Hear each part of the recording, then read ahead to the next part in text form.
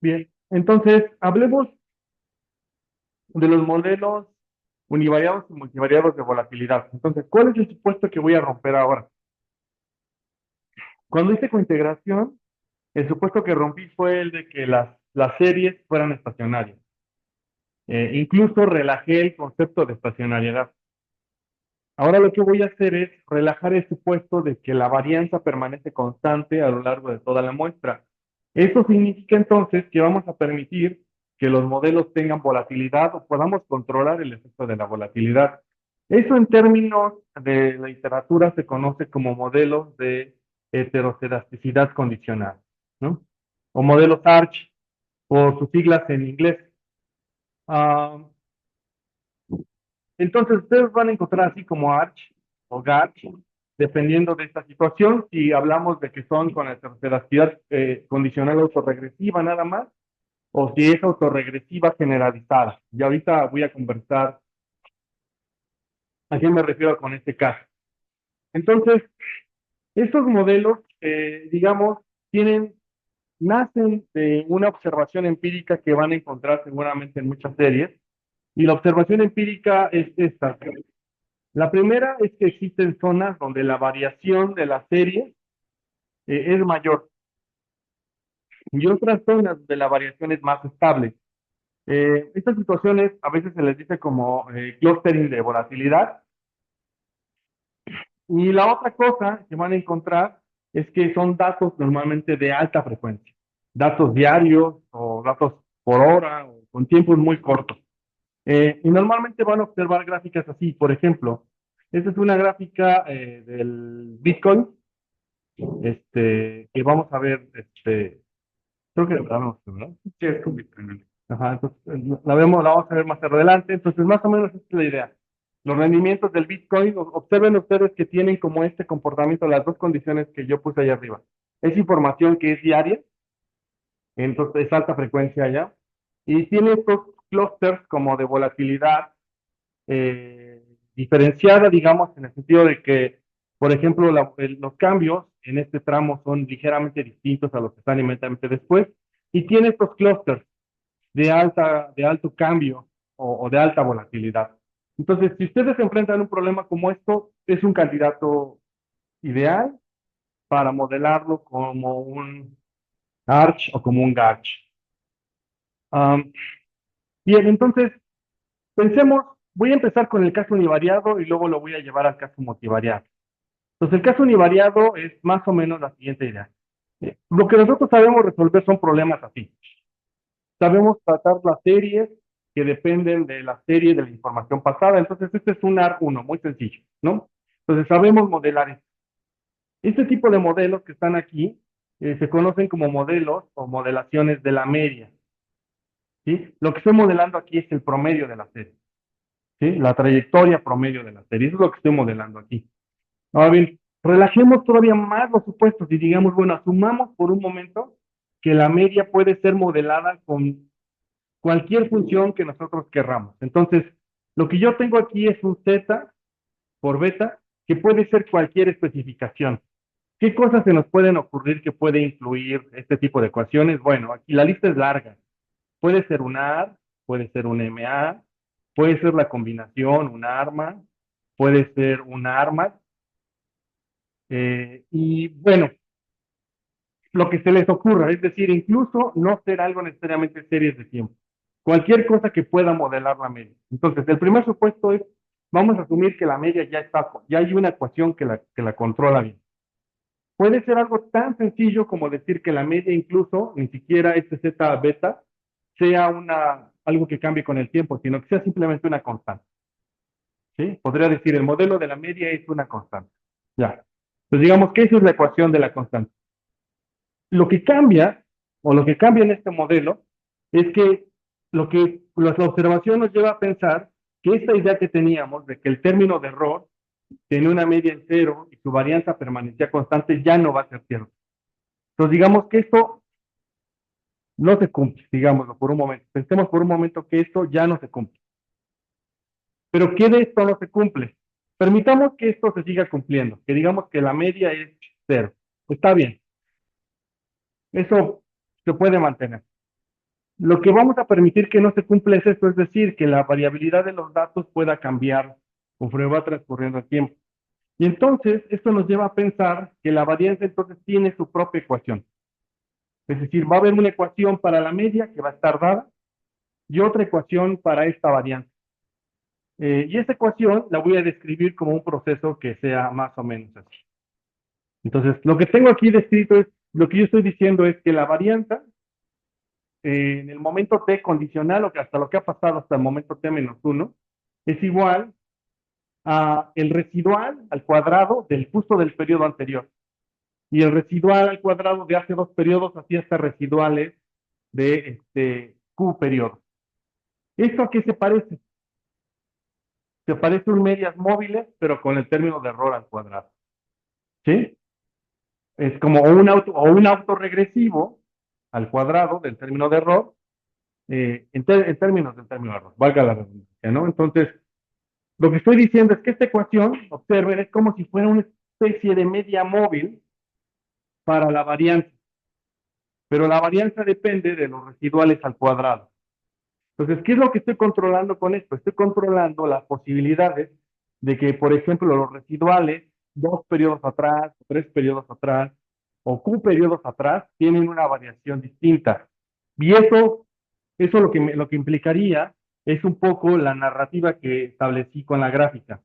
Es decir, que las residuales o los cambios de periodos atrás tienen diferente impacto en función de qué tan lejos están en la historia.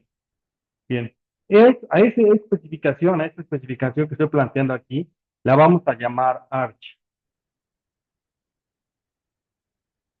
Son los modelos de heteroscedasticidad condicional autorregresiva. ¿Sí? Ahora, ¿cuándo se convierte en un GARCH o en una heteroscedasticidad condicional autorregresiva generalizada? Bueno, es cuando voy a decir que en realidad la varianza no solo depende de los residuales, sino de la varianza misma en periodos pasados. Este tramo es el que le estoy incluyendo.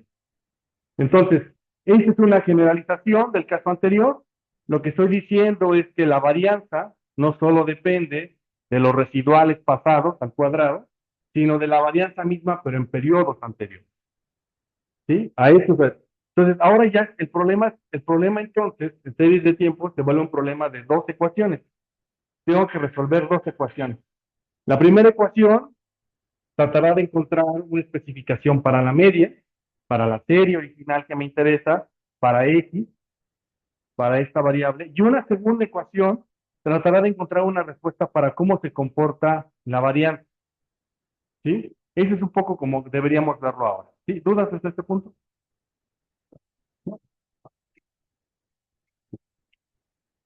En términos, digamos, puedo reexpresar esta ecuación de la varianza en una forma más o menos así, utilizando polinomios, como lo había hecho anteriormente. Entonces, tengo un polinomio, a este le llamo alfa de los rezagos, pero de los residuales, y beta para controlar a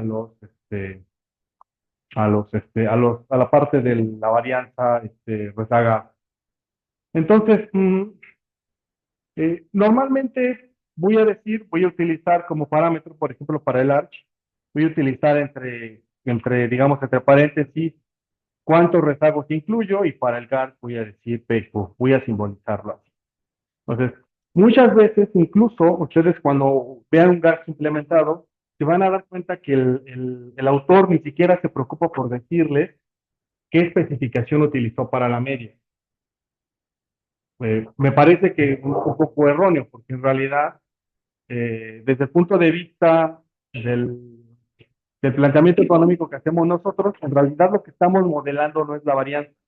Nuestro objetivo original es modelar la media, modelar la serie. Ahora, que la serie no cumpla con los supuestos de homoscedasticidad, eso implica entonces implementar un GARCH o un GARCH.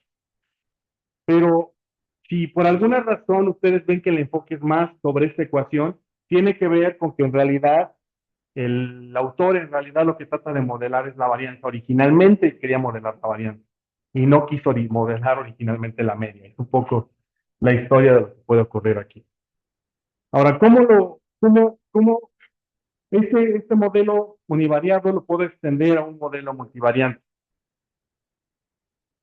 Entonces, si puedo hablar de ARCH y GARCH multivariados, es un poco la historia.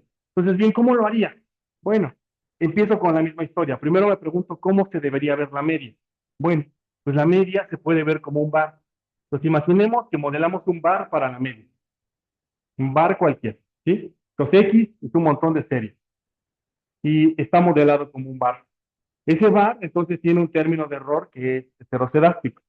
Entonces, ese término de error que tiene allá es eh, tiene una característica muy peculiar. Si ustedes recuerdan, yo les dije que la varianza de un bar, entonces, por ejemplo, cuando pensemos en la varianza, por ejemplo, del término de error, la varianza de U de T, en el caso de un bar, ¿cómo se veía esta varianza? Esta varianza se veía como una matriz.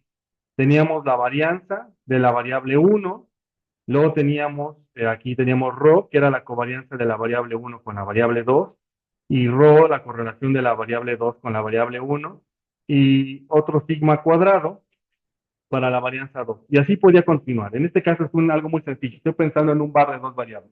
¿Sí? Entonces, si ustedes observan, ¿cuántos, cuántos elementos tiene la varianza? Tiene cuatro. Pero hay uno que está repetido. ¿Quién es el que está repetido? El que está repetido es la covarianza. Este es igual a este. Entonces, la ecuación de la varianza, en el caso de un bar, ¿a cuántas ecuaciones se puede extender? A tres.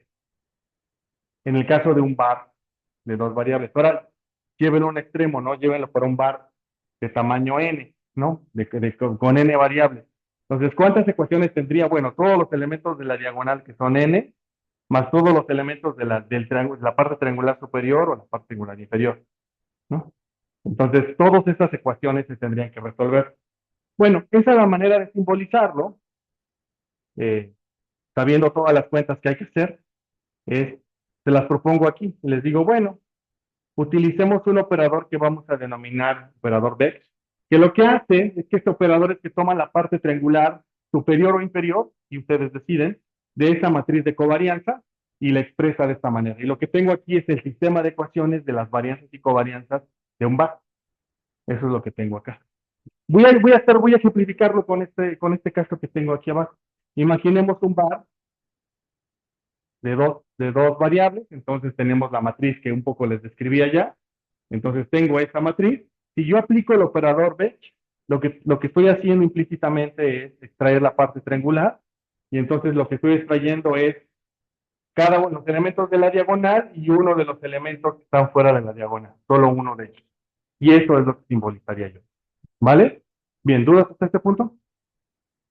¿Es claro? ¿Sí? ¿Sí o no? Ok, vale. Bien, entonces, ya está. Entonces, entonces se puede generalizar con un caso, algo que le vamos a llamar Big Arch, que es este amigo que está aquí, que en este caso sería un Big Arch, que sería un modelo de velocidad condicional autorregresiva, pero en forma vectorial, y sería esta la especificación. Si lo quiero hacer generalizado, sería esta especificación, y la manera matricial de verlo sería y a este amigo le vamos a llamar Big Arch. Hay bien poquitos en el mundo de esto. O sea, de estos se van a encontrar bien pocos. Pero si quieren hacerlo, la verdad es que son bien, son una cosa muy interesante. Este, porque luego se pueden hacer otras preguntas, como por ejemplo, la primera, una cosa que yo trabajé hace algunos años, hace muchos años en realidad, como 15 tal vez más, fue que dije, bueno, si hay una ecuación para la varianza, entonces digamos que un GARCH muy sencillo podría ser pensado de esta manera. Tenemos un gas que tiene una ecuación que describe la media, que podría estar en función de un montón de variables z, ¿no? Más un término de error. Y tengo otra ecuación, eh, más bien una ecuación para la varianza, que sería una ecuación sigma cuadrada de la varianza, que también estaría en función de los residuales al cuadrado y de las varianzas pasadas, ¿no? Más otro término de error también.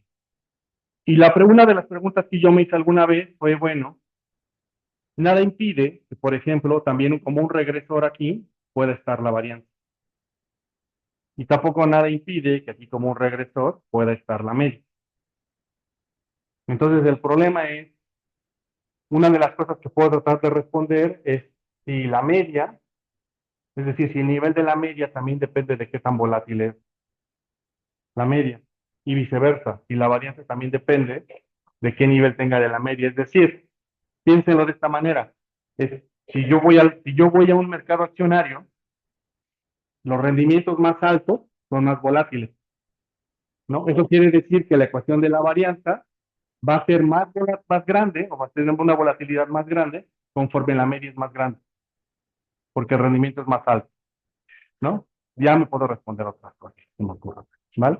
Pero bien, dejemos de aquí y vamos a trabajar en R. Le voy a dejar aquí a Omar que nos va a platicar un poquito sobre este tema, ¿vale? No, déjenme, voy a proyectar ahora. Voy a dejar de proyectar aquí para que Omar proyecte. Ahora sí, Omar, por favor.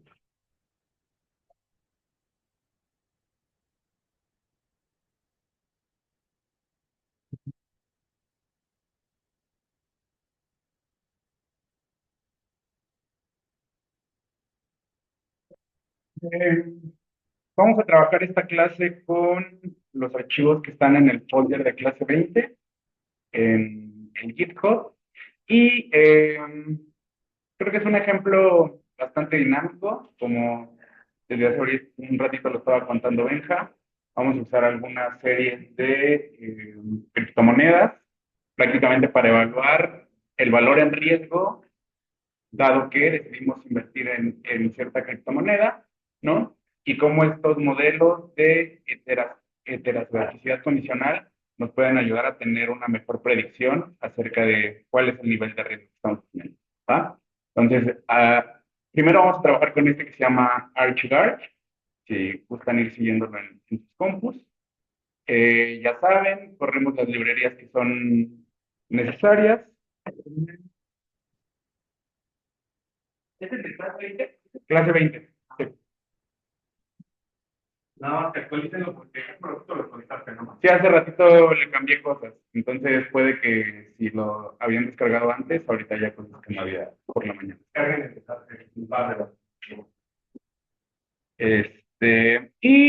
Vamos a utilizar esta librería que, si se acuerdan, lo utilizamos cuando dimos la clase de Introducción a R, ¿no? Que prácticamente lo que hace es ayudarnos a descargar series financieras, que ya habíamos contado, que se pueden al menos descargar series ya sea de Yahoo Finance, de la Fred o de Google.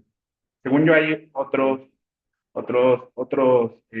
sources para los datos, pero al menos esos tres los tenemos allí, ¿no?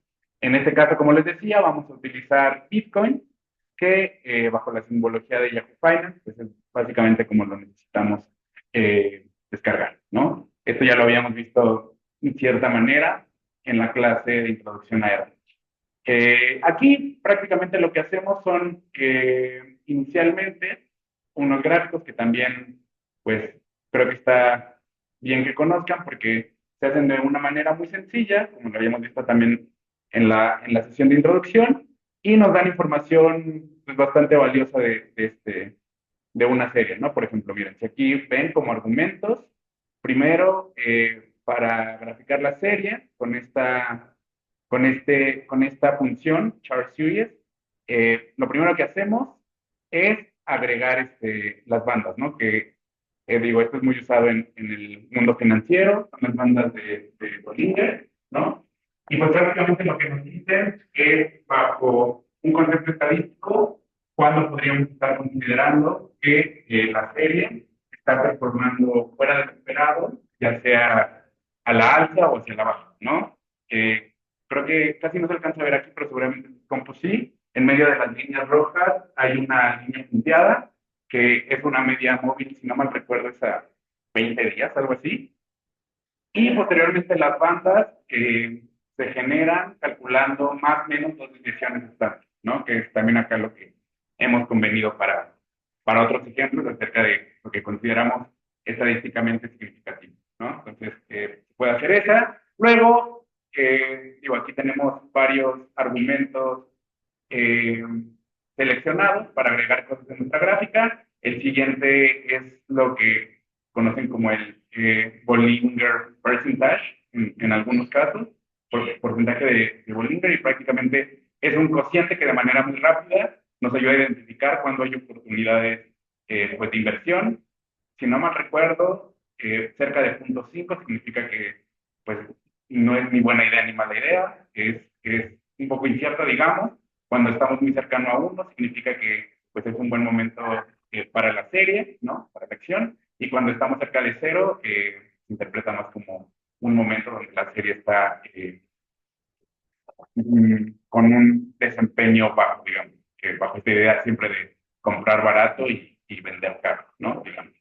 El volumen transaccionado durante el histórico de la serie y este indicador de convergencia y divergencia prácticamente lo que hace, y lo que es importante, es un poco más complejo el cálculo de este, pero lo que hace es como un cociente entre las bandas de Bollinger, y dada la tendencia de esta última gráfica, podríamos identificar si es una buena idea o no invertir en alguna acción, ¿no? Prácticamente cuando la línea roja punteada va hacia abajo, quiere decir que no sería una buena idea invertir, y cuando hay una tendencia positiva, pues sería un buen momento para invertir, ¿no?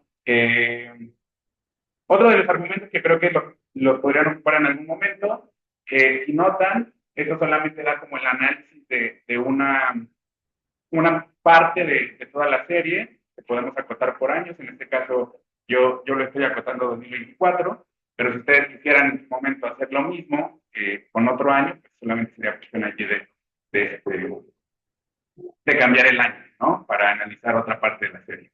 Eh, lo que ya habíamos visto también en la sesión introductoria, perdón, esta es la información que nosotros obtenemos si utilizamos esta librería de FanMod, ¿no? Eh, bien, dicho eso, pues prácticamente lo que vamos a utilizar para la sesión es el precio ajustado, que es pues prácticamente dado el volumen y los precios transaccionados, el valor ajustado diario de la serie. Con base en eso, vamos a calcular los rendimientos diarios, que, pues en cierto modo, es equivalente a el logaritmo de la serie en diferencias, ¿no? Mejor dicho, el cálculo de la serie en diferencias. Si nosotros calculamos este logaritmo, vamos a obtener exactamente, creo que la gráfica que tenías hace ratito, ¿no? Y digo, creo que aquí a veces a mí se me hace medio chistoso, porque a mí se me figura como de esas gráficas que luego utilizan los psicólogos y te preguntan si ves cosas. Y pues creo que es raro, porque nosotros los economistas ya con estas gráficas, que a simple vista podrían no parecer decir mucho, ya después de tener el ojo entrenado quizá podríamos decir fácilmente si hay heterocerosidad o no, ¿no? Como lo decía Benja, pues prácticamente esto lo podemos observar con los cambios de acuerdo a la amplitud de los movimientos que tiene la serie, ¿no? Y como podríamos observar muy bien aquí, claramente hay periodos donde la amplitud de estos cambios es más grande o más pequeña. Ahorita les voy a enseñar esta serie, cómo se vería si la volvemos completamente aleatoria, porque creo que en este caso es mucho más claro cuándo podríamos estar en presencia de esta heterocerosidad, ¿no?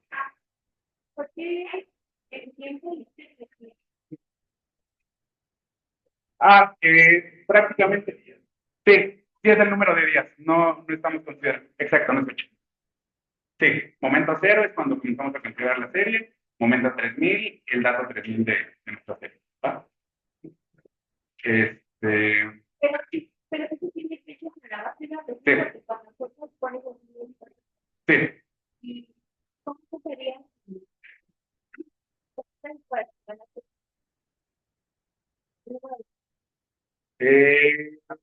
que pasa es que sí, lo cambié a numérico. O sea, si te acuerdas la fecha, en este tipo de datos que bajamos de Juan Mod, como metadatos, o sea, no datos propiamente del set de datos, tiene la fecha. Y yo cuando lo vuelvo numérico, lo vuelvo un dato plano y pierde esa característica de fechas asociadas. Y hago eso para poder calcular los logaritmos. Pero, exacto, sí, si lo comparas para algo, lo podrías definir como un set de datos que en una columna contenga la fecha y en el otro contenga el. Digo, de hecho, no sería difícil, solamente que aquí para simplicidad y dado que los datos están acomodados con una secuencia, no puse la fecha asociada, pero en realidad lo podríamos hacer como dices. Sí, claro, sí, sí, sin problema. Este,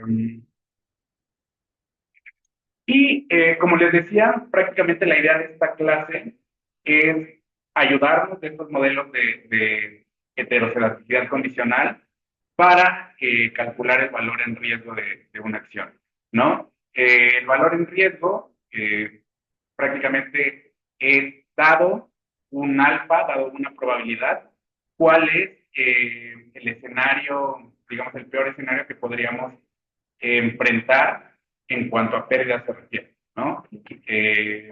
Dicho de una manera un poco más técnica, pero más simple, es el percentil 5 de nuestra distribución. O sea, estadísticamente, ¿cuál es la probabilidad de tener una pérdida hasta el 5% de nuestra distribución? ¿Ok? Eh, ¿Claro? Ok.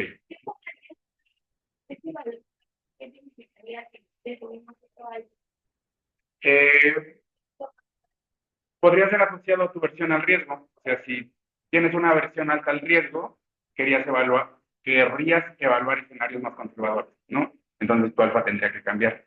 Si te importan escenarios mmm, más allá del 5%, por ejemplo, podrías evaluarlo al 1%, que también es usual que se haga así, pero implicaría que tu aversión al riesgo es más alta porque quieres evaluar riesgos que impliquen mayor pérdida, ¿no? Sí. Justamente nosotros puede aplicar en los fondos de inversión. Cuando fundamentalmente se busca disminuir el riesgo del fondo. ¿Se puede aplicar en el. Sí, de hecho, el mismo concepto de valor en riesgo, en este caso lo estamos aplicando a una sola acción, pero también es aplicable para portafolios completos, ¿no? Entonces, no sé si el fondo de inversión tiene una cartera de acciones, podría utilizar la misma metodología con el alfa determinado dado su versión en riesgo para calcular el valor en riesgo, ¿no? Ok, y aquí tenemos una grafiquita que prácticamente nos dice eso, ¿no? Los valores que están en rojo son las pérdidas de una manera estandarizada que podríamos enfrentar hasta el 5%, ¿no? Punto 2 implica una pérdida, por ejemplo, del 20%. Pero si notan, como es esperado en el mercado accionario, son distribuciones que están muy concentradas en el cero, porque pues, la tendencia es que sean variaciones pequeñas, principalmente también porque son series diarias. Entonces, la variación de un día a otro tiende a no ser tan alta, ¿no? Pero, como podrán ver, si hay casos donde podríamos evaluar pérdidas pues importantes, ¿no? En este caso, por allí el 5% debe estar cerca como del 8% como pérdida, ¿no? Hay algo que sucede con eh, las distribuciones de acciones. De hecho, por ahí creo que, no sé si han escuchado de Tales, Nicolás Tales, que tiene un libro acerca de las distribuciones que les llaman de colas robustas.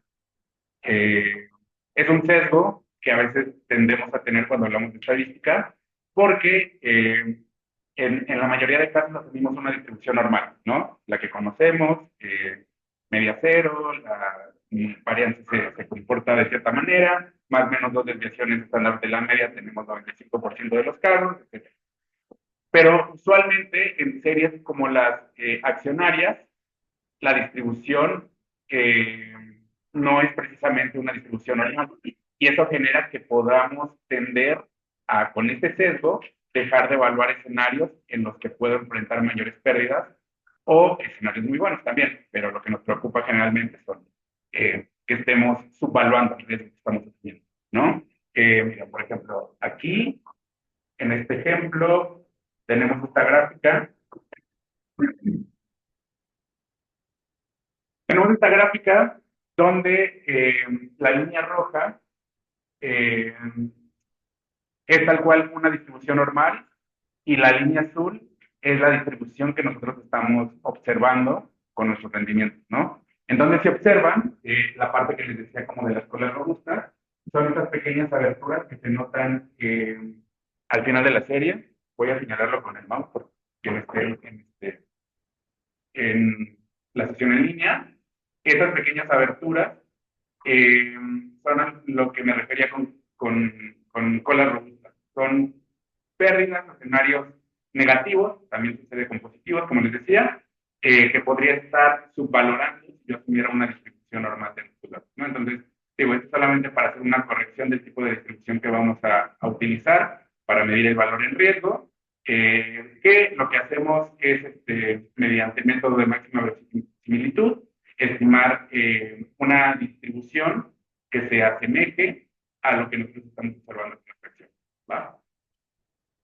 Aquí solamente son algunos datos estadísticos de la serie. Definimos si los retornos de nuestra acción tienen este comportamiento de normalidad con la prueba Harkevera.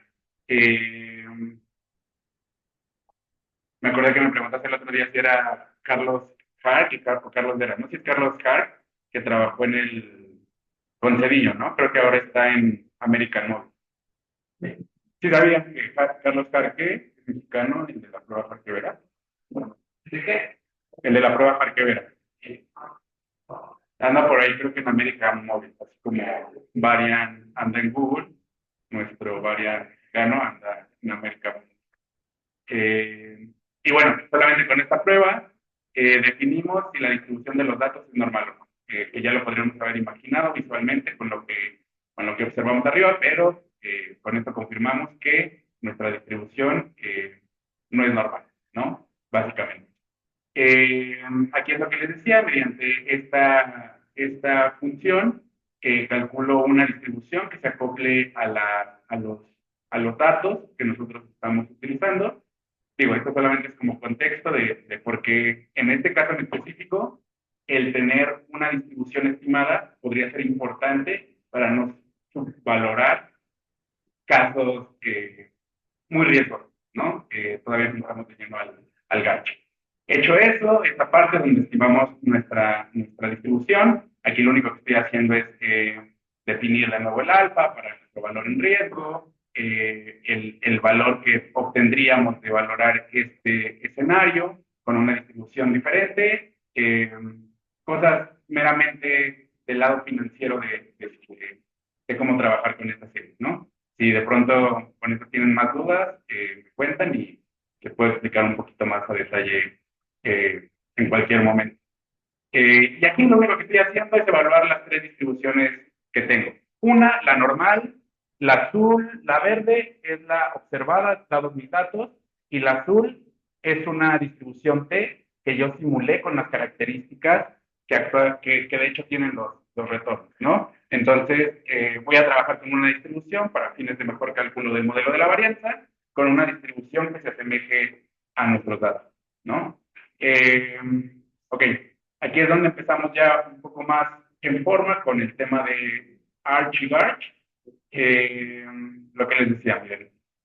Primero, aquí ya sabíamos que teníamos la distribución de los retornos, que también lo podríamos evaluar como el error de alguna manera, la desviación con respecto a un promedio, digamos, ¿no? Y si nosotros observamos estos datos, aparentemente no hay una relación entre estos retornos y algún momento previo, ¿no? Prácticamente las variaciones diarias de los datos no parece que estén correlacionados en sentido alguno. Pero la idea de clusterización de la varianza prácticamente lo que hace es decir que, bueno, sí, probablemente el valor T más 1 de mi serie no está asociado con el valor T, ¿no? Pero ¿qué tal la magnitud? ¿Qué tal si esta asociación entre los retornos, en este caso, no es un tema directo con el valor previo. ¿Qué tal si, donde sí se puede ver una asociación de los datos, que es en la magnitud? Entonces, lo que hacemos es utilizar el valor absoluto de los retornos, sacar esta gráfica de autocorrelación, y como podrán observar, en este caso, sí ya podemos ver que existe autocorrelación con distintos momentos de la serie, ¿no? De hecho, bastantes momentos de la serie. La gráfica nos dice que los efectos de los rezagos de la serie, incluso hasta un momento 30-35, aparentemente siguen teniendo impacto en esta serie. Solo que lo tienen en la magnitud del impacto, no lo tienen directamente en el valor siguiente de nuestro retorno, lo tienen en magnitud. Un poco la idea de si un día una acción sube mucho, muy probablemente al siguiente día puede tener una corrección y caer en una magnitud similar, ¿no? Esa es un poco la idea que hay detrás de esta idea. ¿Todo claro hasta acá? Ok. Y digo, aquí algo muy sencillo de hacer, solamente para darnos una idea de cómo se ve una serie cuando no está bajo efectos de heterocedasticidad y cuando sí lo está. Y de hecho, por eso es que el tiempo solamente está de 0 a 3000 para este ejemplo. Porque si nosotros volvemos completamente aleatorio los retornos, si no les damos un orden cronológico, si esta secuencia del tiempo no tuviera importancia, nosotros obtendríamos una gráfica como la de la derecha, donde ciertamente no parece que haya estos clústeres de volatilidad, parece que, pues independientemente del tiempo, la variación de la serie se comporta de una manera que nada tiene que ver con el tiempo, ¿no? Pero si observamos la serie de la izquierda, donde estos retornos no son aleatorios, tienen una secuencia temporal, lo que podemos ver es que existen estos periodos donde podríamos clusterizar las variaciones que tienen la serie, ¿no? Y lo que les decía, no quiere decir que un incremento de la acción el día de hoy necesariamente esté correlacionada con un incremento el día de mañana, ¿no? Pero sí sucede que los movimientos que tiende a tener la serie por periodos de tiempo estén correlacionados entre sí, en magnitud, más no en sentido, ¿no? Esa es la idea básicamente detrás de los clústeres de variación, ¿no? Otra manera de corroborar lo que sucede aquí es que, digo, esta es un poco todavía no tan en forma, pero si nosotros hiciéramos una regresión, ¿no? De estos rendimientos de la serie, ¿no? Y los quisiéramos calcular con un rezago, por ejemplo, aquí hacemos una regresión de la serie con un intercepto y solamente un rezago sobre los mismos errores al cuadrado. Lo que podemos observar es que esta regresión es altamente significativa, ¿no? Lo que es clara señal de que nosotros tenemos que hacer correcciones por heterocedasticidad condicional. Y digo, ya la forma eh, más estandarizada, digamos, que tenemos de evaluar si es necesario o no hacer un ARCH, en este caso, es con esta prueba, ¿no? El MT es una prueba chi cuadrada, en este caso, como solamente quise evaluar el escenario con un rezago, es por eso que tenemos grados de libertad solo uno, y el p-value, dado que es muy cercano a cero, nos pone en posición de aceptar que necesitamos este, corrección por heterocedasticidad condicional, ¿no? Creo que esto me voy a apoyar un poco de esta parte de acá para enseñarles las ecuaciones, que prácticamente son las mismas que ya vimos en la parte teórica.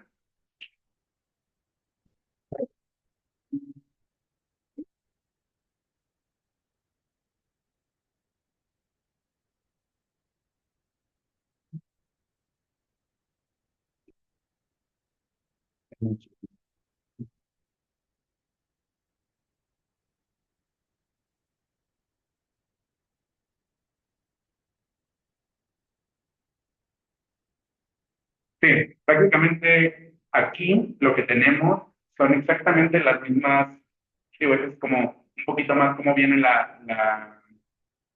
nomenclatura en la documentación de R, pero en sentido estricto es la misma, son las mismas ecuaciones que acabamos de ver en la clase teórica, ¿no? Tenemos un modelo de medias, que como ya lo platicamos, por ejemplo, en este caso podría ser una ARIMA PQ, el que queramos. Tradicionalmente en esos modelos asumimos que hay una parte de error que es un ruido blanco, ¿no? Que es completamente aleatorio. Pero lo que estamos haciendo con la ejemplificación del GARCH es asumir que parte de ese error que aún tenemos en esta serie puede ser corregida, ¿no? Si hacemos los clústeres de variación. Después hay aún un ruido blanco, hay una parte que aún puede ser modelada sobre la varianza y hay una parte que es un ruido blanco que se comporta como una normal y básicamente como ya lo habíamos definido desde hace mucho, ¿no? Media cero y desviación estándar constante. En esta parte es un poco más complejo de lo que creo que hemos visto hasta ahora, cómo especificar el modelo para usar GARCH. Vamos a utilizar esta función, GARCH spec, que básicamente lo que hacemos es la especificación del modelo que vamos a utilizar, ¿no? Definimos qué modelo vamos a utilizar de todas las variaciones que hay del GARCH, que son modelos que de pronto tienden a ser bastante coloridos y con muchas variaciones. Definimos en términos de GARCH, ahorita solamente vamos a usar un GARCH 01, ¿no? Pero el GARCH, al igual que una ARIMA, puede ser una ARIMA PQ, básicamente.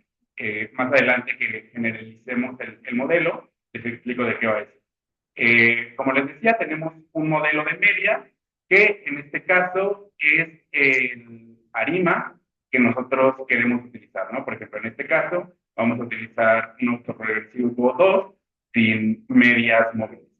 Y la parte que les contaba acerca de por qué es importante hacer una buena especificación del tipo de distribución que tenemos, es aquí donde lo ocupamos, porque le estamos diciendo prácticamente a la especificación del modelo que la distribución que vamos a utilizar es una T-Sturm, ¿no? No vamos a utilizar la normal convencional que conocemos por las razones que ya vimos arriba. Aquí hay un poco más de cosas bastante técnicas.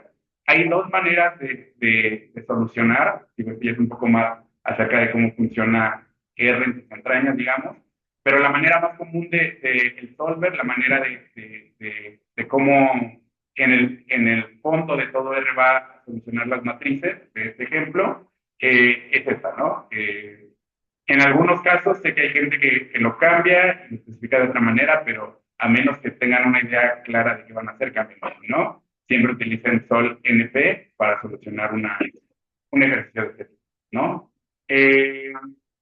Prácticamente con esta declaración hacemos el cálculo del modelo.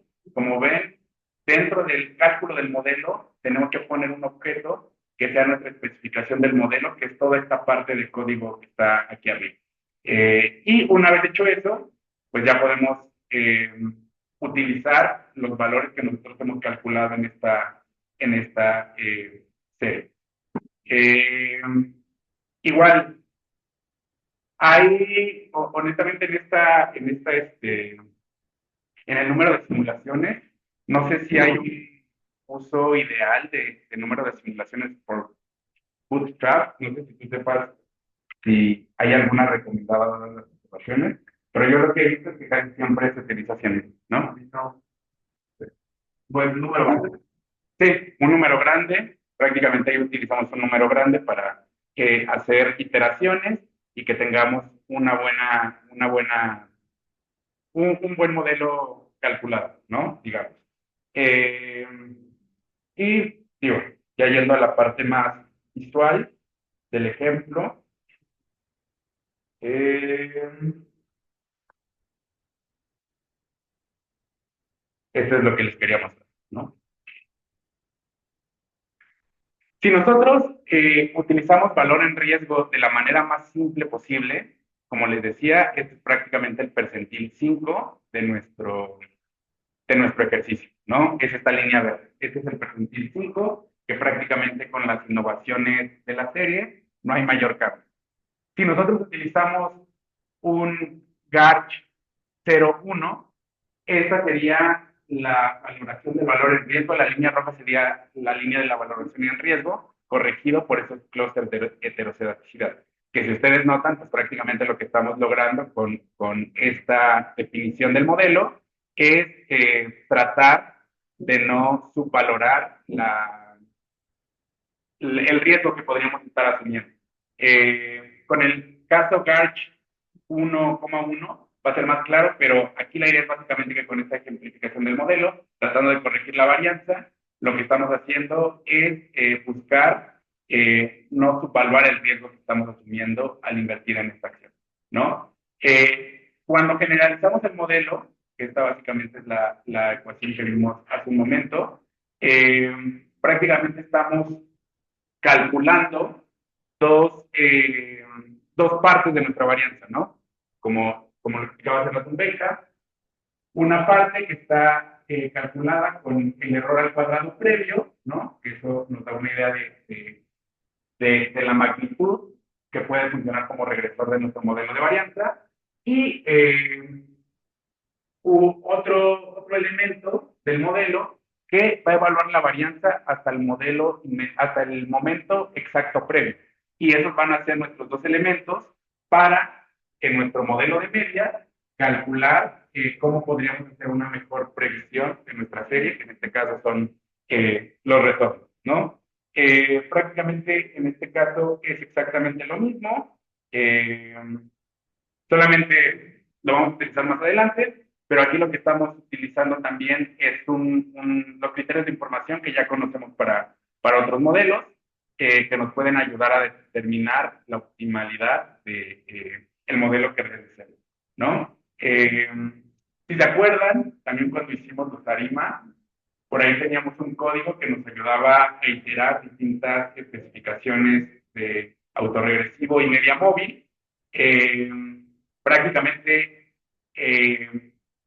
para Garch es más sencillo para Arima porque ya hay librerías que lo hacen, pero hasta donde yo sé para Garch, yo no conozco alguna que nos ayude a evaluar el modelo.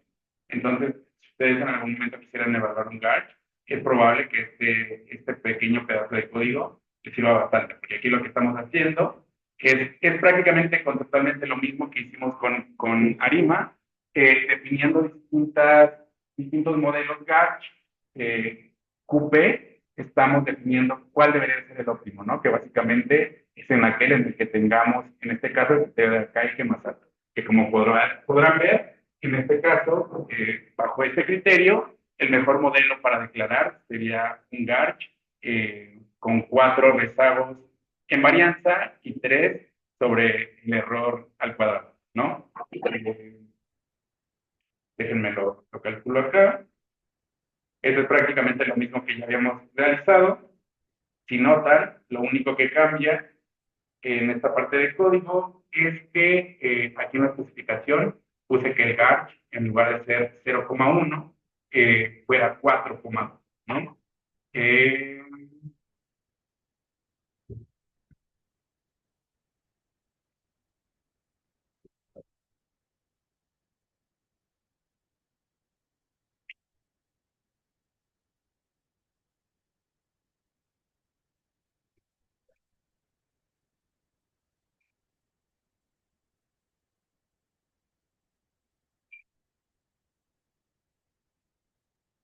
Ok, creo que ahorita se me había pasado comentarles acerca de esto, pero básicamente los resultados que nosotros obtenemos de un GARCH, en este caso pues, estamos utilizando los dos elementos, las alfas y las betas.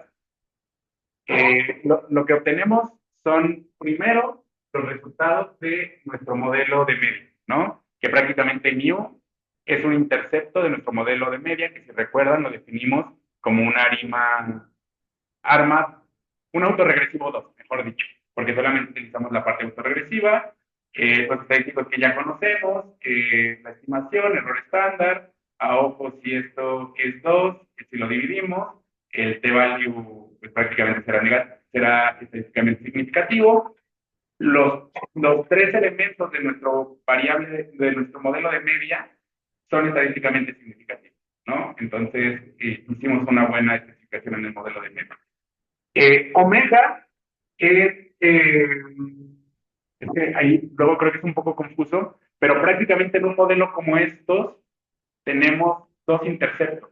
El primer intercepto es sobre nuestro modelo de media, que es nuestro autorregresivo 2, y también sobre nuestro modelo de varianza tenemos un intercepto, que es omega, ¿no? Entonces, ahí tenganlo presente para recordar. También podemos hacer la definición del guard y intercepto. Si de pronto no aparece omega en su corrida de modelo, probablemente sea porque lo definieron sin un intercepto en el modelo de varianza, ¿va? Y luego tenemos los coeficientes alfa y beta, que como vimos, alfa básicamente son los coeficientes para los rezagos en nuestro error al cuadrado, y beta son los rezagos para nuestra varianza hasta el momento t-1, ¿no? Aquí hicimos dos rezagos en nuestra varianza. Y shape, por eso les decía que tiende a ser importante. Shape es prácticamente un estimador que nos ayuda a determinar si la distribución que nosotros hicimos o que quisimos evaluar de acuerdo a cómo se comportan nuestros datos, fue correcta o no. Por ejemplo, en este caso, el T asociado a shape, a nuestra distribución tipo que utilizamos, es cero, ¿no? Lo que querría decir que utilizamos una buena definición de la distribución que tenemos según los datos, ¿va? Y prácticamente el resultado termina por ser algo como esto. Si ustedes notan, aquí tenemos los tres modelos que utilizamos, solo que uno no se ve mucho. El que solamente evaluaba el valor en riesgo con nuestro percentil 5, el modelo que solamente evaluaba las innovaciones de largo plazo, algo muy parecido al media móvil, pero sobre varianza, y un modelo que nos ayuda a utilizar también las innovaciones sobre la varianza, que prácticamente son este tema de qué tan amplio puede ser el error esperado, ¿no? Y pues prácticamente de esta manera, con la línea roja, ustedes podrán notar lo que estamos haciendo es evaluar qué qué tan asertivos podríamos ser si nosotros utilizáramos un modelo como este para hacer el cálculo de nuestro valor en riesgo, ¿no? Como pueden ver, este tipo de modelo es mucho más sensible o termina siendo más sensible a cuando hay caídas o subidas amplias a lo largo de nuestra serie, ¿no? Que es lo que buscaríamos obtener en un escenario de este tipo. O sea, si es probable que haya caídas grandes, dado que hubo crecimientos grandes, o dado que la serie está siendo muy variable, es lo que nosotros buscaríamos saber para evaluar qué tan riesgoso es mantenernos en cierta posición con una acción, ¿no? Y básicamente eso es lo que hacemos con un modelo GACH. Si notan, incluso hay momentos de la serie donde la línea roja está por encima de solamente utilizar el quinto percentil de nuestra serie, que eso significaría que nosotros estamos sobrevalorando la exposición a riesgo que tenemos, porque en realidad en un momento como este, el riesgo que estamos asumiendo es muy bajo, dado cómo se están comportando los datos en ese clúster de volatilidad, ¿va? Y creo que por acá abajo tenemos otro ejemplo.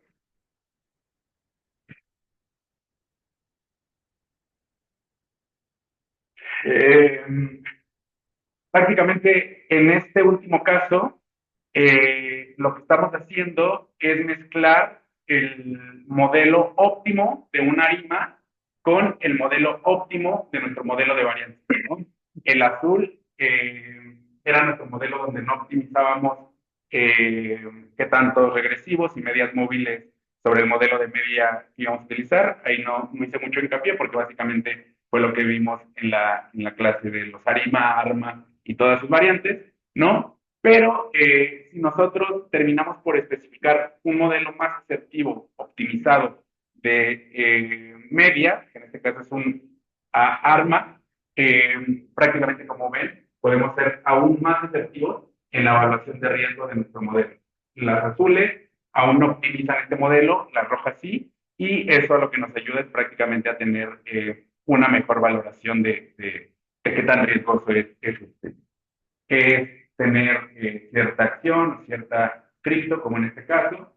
Y como ven, en ciertos casos puede ser muy sensible. Por ejemplo, en este punto que tenemos por ahí un outlier, en el modelo azul estaríamos sobrevalorando el riesgo que implica este momento, ¿no? Cuando en realidad notan el modelo rojo, la línea roja, donde tenemos optimizadas ambas partes de nuestro modelo de media y nuestro modelo de varianza, eh, estamos en un cálculo adecuado de qué tan riesgoso es este escenario, de acuerdo a las observaciones que estamos haciendo. Todos los puntos grises como sombreados son los puntos, es el dato observado, ¿no? Es la distribución de los datos observados a lo largo del tiempo. Y solamente si en algún momento tuviera necesidad de, no mediante gráficas, sino mediante datos tal cual, de utilizar el forecast que se puede realizar con un modelo de este tipo, que estas son las funciones que les ayudarían, ¿no? Como ven, dentro de un modelo como este, lo que estamos haciendo es evaluar la varianza y también los valores de la serie hacia adelante, ¿no? Por ejemplo, aquí nosotros hacemos un pronóstico 12 periodos hacia adelante, en este caso son series diarias, entonces estamos haciendo el pronóstico 12 días hacia adelante y tenemos dos partes de nuestra evaluación. ¿Cuál es la varianza esperada, dados los datos? Que es nuestro forecast de varianza. Y por otro lado tenemos el forecast de la serie en sí misma, ¿no? Estas son las variaciones que podríamos esperar en los 12 días siguientes en un modelo que, aparte de evaluar media, un arma, básicamente en este caso, también estamos haciendo correcciones en la varianza, dado que observamos un comportamiento específico de la varianza, ¿no? O sea, no estábamos en un escenario como se estábamos observando heterosedaticidad. Y si ustedes recuerdan, algo que también platicamos en su momento, fue que, digo, este es un caso multivariado, es un ejemplo muy rápido, donde prácticamente estamos haciendo lo mismo que hicimos en el ejemplo anterior, solamente que utilizando más de una serie. En este caso estamos utilizando Bitcoin, Ethereum, y no me acuerdo cuál es la tercera cripto que estamos utilizando. Los tres son ¿te acuerdas, Luisa, cuál es? BNB. No me acuerdo. Los tres son del mercado Bitcoin, ¿no? Entonces podríamos asumir que dados que pertenecen al mismo mercado, sus variaciones. Yo tampoco me acuerdo. BNB. Bueno, bueno, exactamente. Digo, aquí solamente estamos haciendo las mismas gráficas que ya les había contado, con exactamente la misma información, bandas de Bollinger, el volumen transaccionado, la media móvil convergente de divergencia, calculamos los retornos de estas series mediante diferencias logarítmicas, metemos todo dentro de un mismo dataset, juntamos las tres columnas, ¿no? Y esto básicamente para hacer el caso multivariado de un gancho. Digo, aquí creo que buscar la optimalidad del modelo GARCH para cada una de las series sería más complejo, ¿no? Porque habría que hacer sí, un algoritmo como que hicimos para el GARCH de una serie, pero prácticamente por cada P que nosotros definamos, porque nos quisiéramos evaluar optimalidad PQ 5,5, tendríamos que hacer 5 y 5, 4, como ciento y cacho escenarios, y esto pues, en algún momento puede tronar nuestro fondo, ¿no? Entonces, aquí solamente vamos a asumir que todas las series necesitan un modelo de media, ARMA 1,1, y de varianza igual, con un P en el GARCH y un media móvil sobre la varianza. No vamos a subir eso. Si notan aquí, para la especificación del modelo multivariado, lo único que estamos haciendo es que mediante esta especificación, XP, lo estamos replicando 3 veces para que a la hora de evaluar este caso multivariado sea el mismo modelo evaluado para cada una de las secciones, ¿no? Eso es lo que hacemos aquí con Revit. Eh, Calculamos el modelo, prácticamente ahí es lo mismo, lo único que cambia es esta lógica de que prácticamente tendríamos que definir un modelo para cada serie, en este caso, por simplicidad, estamos asumiendo que es el mismo modelo para todas las series, ¿no? Y si notan, pues aquí ya a la hora de analizar se vuelve un poco más complicado porque cada uno de los elementos de los estimadores se repite para cada una de las series, ¿no? Por eso les decía que buscar optimalidad se vuelve muy complicado porque prácticamente habría que iterar muchísimos modelos para obtener el coeficiente de Arcaique y ver si estamos más cerca de un modelo que es prácticamente óptimo, ¿no? Y algo que digo, la lógica detrás de esto es básicamente hacer evaluación como lo que preguntaban de aquel lado, de un portafolio, ¿no? O sea, ya no estamos evaluando una acción, una cripto en particular, estamos haciendo la evaluación de un portafolio en conjunto.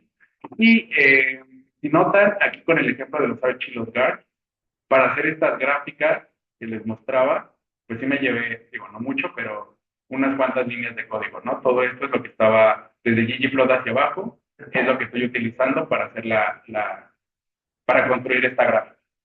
Y como nosotros ya sabemos, R, de acuerdo a las características de los objetos, puede hacer distintas cosas. Entonces, miren, en este caso, si nosotros damos plot, con el modelo que calculamos, tiene distintas opciones que prácticamente las podemos seleccionar con Wix, ¿no? Nos da distintas vistas de nuestro modelo, nos da el modelo de media ajustada, el modelo ajustado de cada una de las series, ¿no? Esto lo repite para las tres series que utilizamos y al final, si nosotros utilizamos Wix 5, lo que hace es darnos exactamente la misma gráfica que nosotros habíamos construido antes, pero con la vista para nuestro portafolio, ¿no? Y creo que eso también se relaciona un poco con lo que me preguntaban en un inicio acerca de si podríamos definir otros alfas, porque, por ejemplo, en este caso, la vista ya definida por plot en un objeto Garch de este tipo, lo que hace es hacernos el cálculo del valor en riesgo, pero con 1%, ¿no? O sea, con un poco menos de aversión al riesgo.